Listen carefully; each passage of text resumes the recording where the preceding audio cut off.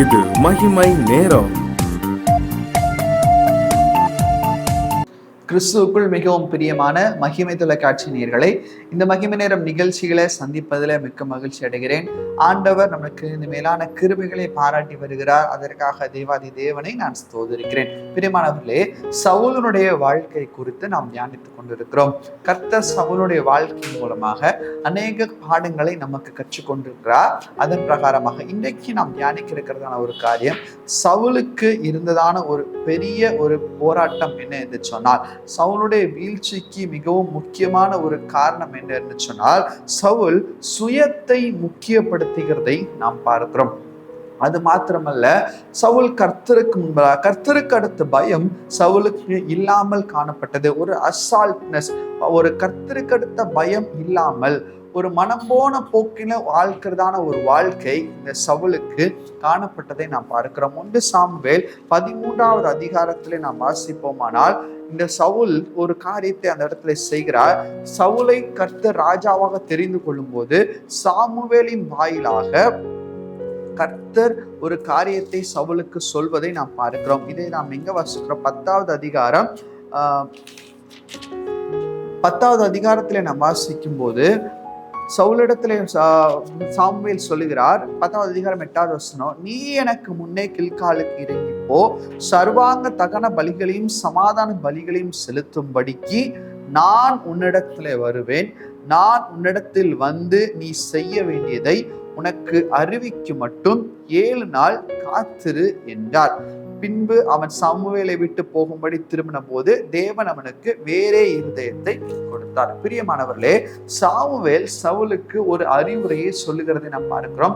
நீ கில்காலுக்கு போ, அங்கே போய் 7 நாள் காத்திரு, சர்வாங்க தகன பலிகளை செலுத்தும்படியாக நான் உனக்கு வருவேன். உன்னிடத்தில் நான் வந்து நான் செலுத்துவேன். ஏனென்று சொன்னால், இது லேவியருக்கு உண்டான ஒரு கடமை. பலிகளை செலுத்துவது லேவியருக்கே உண்டான ஒரு கடமையாக அந்த காலத்தில் இருந்ததை நாம் பார்க்கிறோம். ஆனால் இந்த சாமுவேலோ என்ன செய்கிறார்? 13வது அதிகாரம் 13வது வசனத்துல இதன்படியெல்லாம் நடக்கிறார். கில்காலுக்கு போகிறார். ஆனால் ஜனங்களோ இப்போது சவுலை நெருக்குவதை நாம் பார்க்கிறோம். எப்படியாக நெருக்கிறார்கள்? நாங்கள் அழிந்து போகிறோம், நாங்கள் இப்படியாக சாகிறோம், எங்களை சுற்றி நெருக்கி வருகிறார்கள், அப்படி வருகிறார்கள், இப்படி வருகிறார்கள், நாங்கள் என்ன செய்ய வேண்டும், என்ன செய்ய முடியும் என்று சொல்லி இந்த சவுலை ஜனங்கள் நெருக்குவதை நாம் பார்க்கிறோம். இப்படியாக நெருக்கப்படும் போது சவுல் ஒரு நிதானம் இல்லாமல் நிமித்தமாகவும், கர்த்தர் மேல் உள்ள பயம் இல்லாதது நிமித்தமாகவும், அவர் மேல் உள்ள காரியங்கள் எல்லாம் தன்னை கத்த ஒரு ராஜாவாக ஏற்படுத்தியிருக்கிறார். எனவே நான் எல்லாவற்றையும் செய்தால் அது சரியாக இருக்கும் என்பது ஒரு எண்ணத்தின் நிமித்தமாகவும் இந்த சவுல் என்ன காரியத்தை செய்கிறார் பாருங்க. 13வது அதிகாரம் 13வது வசனத்துல சவுல் இப்படியாக சொல்லுகிறார். 8வது வசனம், அவன் தனக்கு சாமுவேல் குறித்த காலத்தின்படி 7 நாள் மாத்திரம் காத்திருந்தான். சாமுவேல் கில்காலுக்கு வரவில்லை. ஜனங்கள் அவனை விட்டு சிதறி போனார்கள். அப்பொழுது சவுல், சர்வாங்க தகன பலியும் சமாதான பலியும் என்னிடத்தில் கொண்டு வாருங்கள் என்று சொல்லி சர்வாங்க தகன பலியை செலுத்தினான். அவன் சர்வாங்க தகன பலியிட்டு முடிக்கிற போது இதோ சாமுவேல் அவரிடத்தில் வந்தார். சாமுவேல் அவனை சந்தித்து வந்தனம் செய்ய அவனுக்கு எதிர்கொண்டு போனான். நீ செய்தது என்ன என்று சாமுவேல் கேட்டதற்கு சவுல், ஜனங்கள் என்னை விட்டு சிதறி போகிறதையும் குறித்த நாட்களின் திட்டத்திலே நீர் வராததையும் பெலிஸ்தியர் மிக்சாமிலே கூடி வந்திருக்கிறதையும் நான் கண்டபடியினால் கில்காலில் பெலிஸ்தியர் எனக்கு விரோதமாக வந்து விடுவார்கள் என்றும் நான் இன்னும் கர்த்தருடைய சமூகத்தை நோக்கி விண்ணப்பம் பண்ணவில்லை என்றும் என்ன துணிந்து சர்வாங்க தகன பலியை செலுத்தினான் என்றார். சாமுவேல் சவுலை பார்த்து, புத்தியினமாய் செய்தீர், உம்முடைய தேவனாகிய கர்த்தர் உமக்கு விதித்த கட்டளையை கை கொள்ளாமற் போனீர் என்றார். பிரியமானவர்களே, இந்த இடத்துல நாம் வாசிக்கிறோம், இந்த சவுல் என்ன செய்கிறார்? தன்னுடைய நிதானம் இல்லாத சூழலின் காரணமாக தானே முன்வந்து அந்த சர்வாங்க தகன பலியை செலுத்தியதை நாம் பார்க்கிறோம். சாமுவேலுடைய கட்டளைக்கு கீழ்ப்படியாதபடிக்கு எதெல்லாம் சாமுவேல் சொன்னாரோ அதெல்லாம் மறந்து தானாக, ஏனென்று சொன்னால் இப்போது நான் ராஜா, நான் எதை செய்தாலும் கர்த்தர் அதை ஏற்றுக்கொள்வார், அவர் செய்தான் அல்ல, நான் செய்தான் அல்ல, அது எல்லாம் தகன பலி தானே, அவர் யார் வேண்டுமானாலும் அதை செய்யலாம் என்கிறதான ஒரு எண்ணத்தோடு கூட இந்த சர்வாங்க தகன பலியை இந்த சவுல் அந்த இடத்துல செலுத்துவதை நாம் பார்க்கிறோம். அது மாத்திரமல்ல, சாமுவேல் வந்து கேட்டவுடனே அவர் என்ன பதில் சொல்கிறார்? நான் செய்யவில்லை. அவருடைய பாவத்தை அவர் உணர்ந்து கொள்ளவில்லை. அதற்கு பதிலாக ஜனங்கள் என்னை விட்டு ஓடி போவார் என்று கருதி நான் இதை செய்தேன். இதெல்லாம் ஏன் நடக்கிறது? அவருக்குள்ளாக ஒரு நிதானம் இல்லை. அது மாத்திரமல்ல, அவருக்குள்ளாக ஒரு மன மேட்டிமையும் கூட காணப்படுகிறது. ராஜாவாகி நான் செய்தால் சரியாக இருக்கும் என்கிறதான ஒரு எண்ணம் இந்த சவுலுக்கு காணப்பட்டது நிமித்தமாகவே இப்படிப்பட்ட காரியங்களை, கர்த்தருக்கு பிரியமில்லாத காரியத்தை, சாமுவேலுடைய வார்த்தைக்கு கீழ்ப்படியாத காரியத்தை இந்த சவுல் செய்ததை நாம் பார்க்கிறோம். பிரியமானவர்களே, இன்னைக்கு நம்முடைய வாழ்க்கையிலும் கூட அநேக நேரத்துல நாம் எப்படியாக இருக்கிறோம்? ஒரு பொறுமை இல்லாதபடிக்கு, இந்த சவுலை போல ஒரு பொறுமை இல்லாதபடிக்கு, காரியங்களை நிதானமாய் அறிந்து செயல்படாதபடிக்கு, உலகத்தின் காரியங்கள் நம்ம நெருக்கும் போது எப்படி ஜனங்கள் சவுலை நெருக்கிறதுனால ஒரு பயத்தின் ஆவி சவுலுக்கு ஆட்கொண்டு இதை அவர் செய்ய துணிந்தாரோ, அவர் துணிந்து இதை செய்தாரோ, அதே போல நம்முடைய வாழ்க்கையிலும் கூட அநேக நேரத்துல துணிந்து எடுக்கிறதான முடிவுகள் தவறான முடிவுகளாய் காணப்படுகிறது.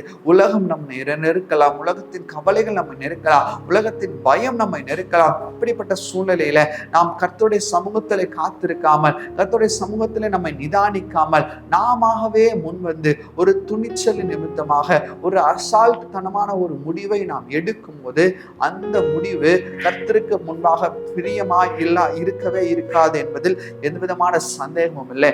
அந்த முடிவினுடைய காரியம் சமீபமாய் வரும்போது நம்மால் அதை ஏற்றுக்கொள்ளாமல் மற்றவர்களை நாம் பழி சொல்லுவர்களாய் கூட காணப்படும். இந்த சவுலும் அதை தான் செய்தார். இன்னைக்கு நம்முடைய வாழ்க்கையில இப்படிப்பட்டதான சூழ்நிலைகள் காணப்படுமானால் அதை நம்மை விட்டு நாம் அகற்ற வேண்டும், அதை நம்மை விட்டு நாம் எடுத்து போட வேண்டும். எடுத்து போட்டு, பிரியமானவர்களே, என்னுடைய வாழ்க்கையை கர்த்தருக்கு நான் ஒப்பு கொடுக்கிறேன் என்று சொல்லி யார் யார் ஒப்பு கொடுப்பார்களோ, யார் யார் உண்மையாய் கர்த்தரிடத்துல கேட்டு எல்லா காரியங்களும் செயல்படுவார்களோ, அவருடைய வாழ்க்கை நிச்சயமாக இருக்கும். நெப்போலியன் போனபார்ட் என்று சொல்லப்பட்டதான ஒரு பெரிய அதிபர் இருந்தார். அவர்களுக்கும் எதிர்நாட்டு மக்களுக்கும் ஒரு பெரிய போர் நடந்தது. ஆனால் இவர் கர்த்தரை பற்றி அறிந்துதான ஒரு நல்ல மனிதர், இவர் கர்த்தரை பற்றி அறிந்துதான ஒரு நல்ல தலைவராய் கூட காணப்பட்டார். இந்த நெப்போலியன் போனபார்ட் நினைத்திருந்தால் அந்த போரில் நீங்கள் இப்படியாக செய்யுங்கள், அப்படியாக செய்யுங்கள் என்று சொல்லி அவர்களுக்கு அநேக ஆலோசனைகளை அவர் கொடுத்திருக்க முடியும். ஆனால் அவர் மிகவும் நிதானத்தோடும் அவர் மிகவும் பொறுமையோடும் கூட தன்னுடைய அறைக்குள்ளாக சென்று, நான் கர்த்தரிடத்துல பேச போகிறேன், நான் வெளியே வருகிற வரைக்கும் யாரும் எதுவும் செய்யக்கூடாது, என்னுடைய கதவையும் தட்டக்கூடாது என்று சொல்லி ஒரு உத்தரவை போட்டுவிட்டு தன்னுடைய அறைக்குள்ளாக போய் கர்த்தரிடத்துல அவர் ஜெபிக்க ஆரம்பித்தார். கர்த்தரிடத்துல மன்றாட ஆரம்பித்தார். பொறுமையாக காத்திருந்தார். கர்த்தருடைய வேலைக்காக பொறுமையாக காத்திருந்தார்.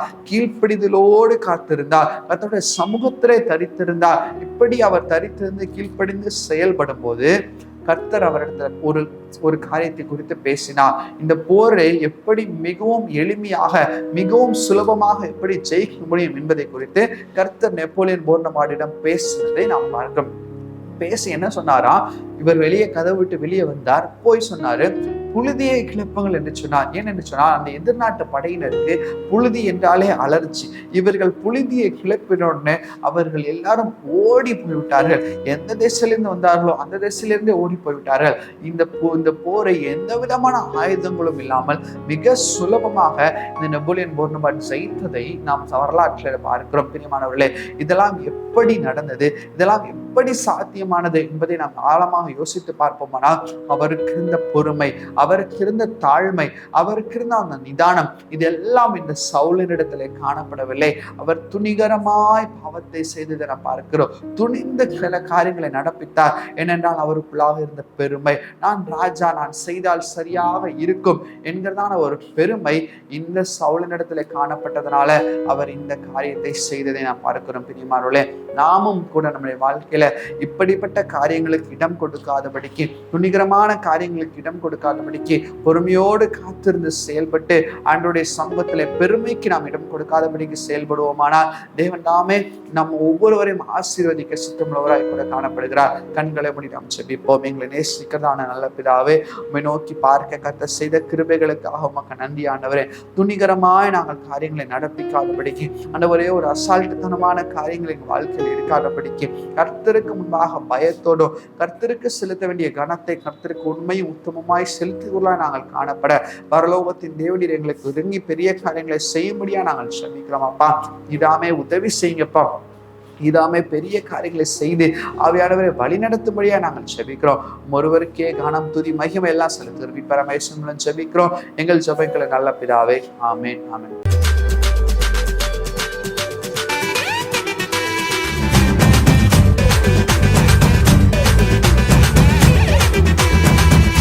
மகிமை